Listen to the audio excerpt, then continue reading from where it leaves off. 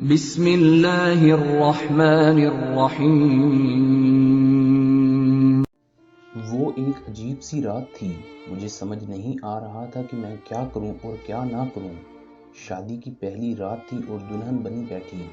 میری بیوی نے کہا کہ خبردار مجھے ہاتھ مت لگانا، میں کسی اور سے محبت کرتی ہوں۔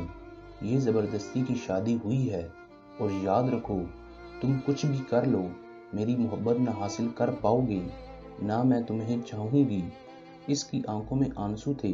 میں حیران و پریشان پاگلوں کی طرح اسے دیکھنے لگا اور سوچنے لگا کہ یہ کیا ہو گیا ہے۔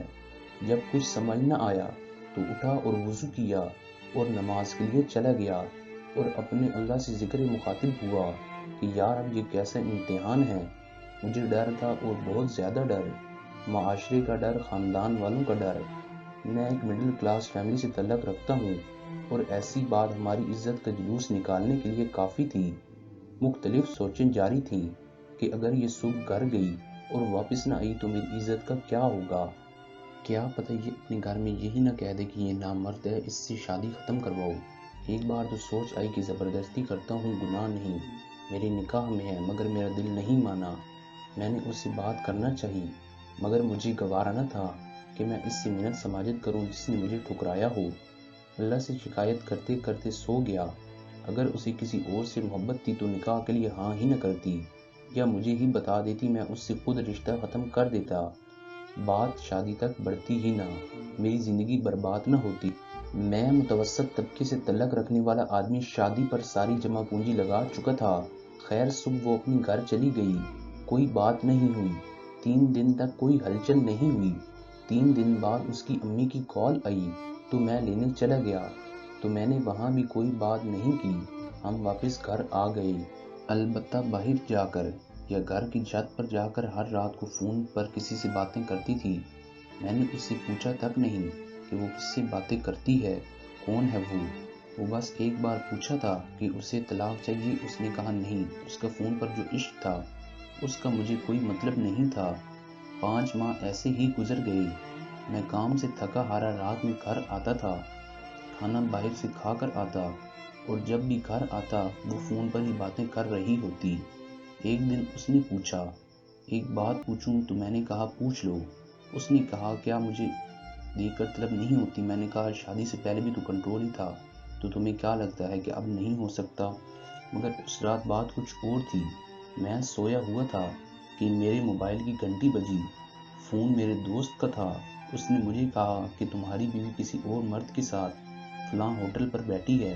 مجھے پہلے تو یقین نہیں آیا، لیکن جب اپنی بیوی کو گھر نہ پایا تو مجھے اپنا دماغ پھٹتا ہوا محسوس ہوا۔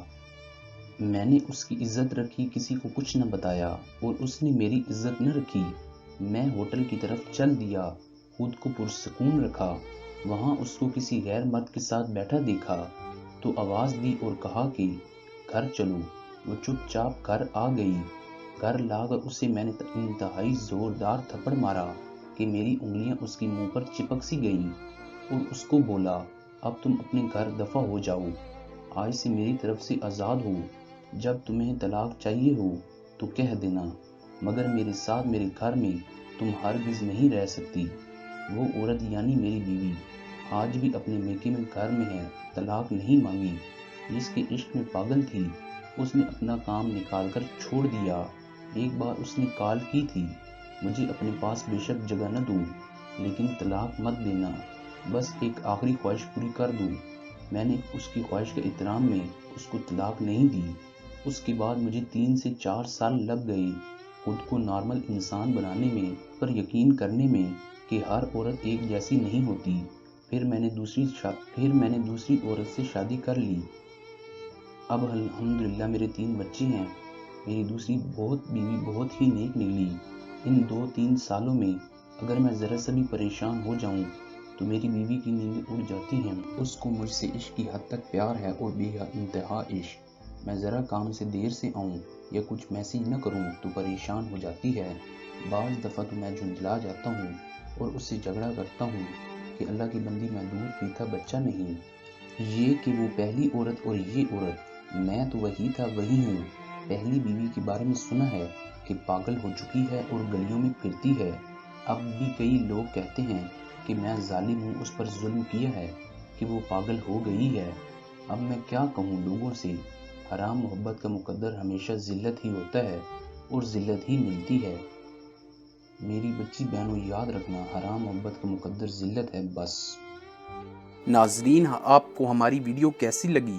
اس بارے میں اپنی قیمتی آراء سے ضرور آگاہ کیجیے گا۔ ویڈیو کو لائک، شیئر اور چینل کو سبسکرائب ضرور کیجیے گا۔ بہت شکریہ۔